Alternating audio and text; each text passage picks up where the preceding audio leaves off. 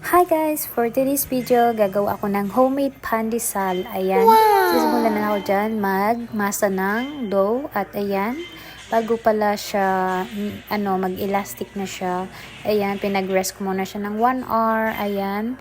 At ayan, tinakpan ko dyan. Tapos ayun, yun na.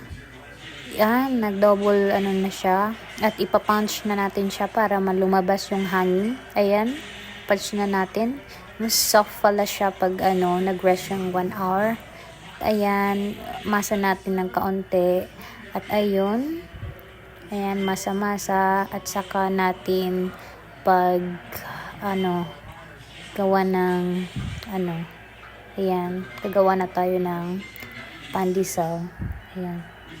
Wala siyang ayan, perfect yung nagawa ko ngayon kasi yung una kong nagawa ay hindi matigas yung nagawa kong pandesal before. Ayan, na-perfect ko naman siya.